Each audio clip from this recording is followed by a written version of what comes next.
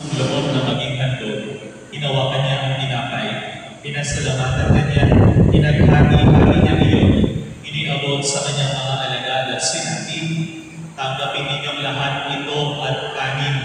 Ito ang aking katawan na ihahandog para sa inyo."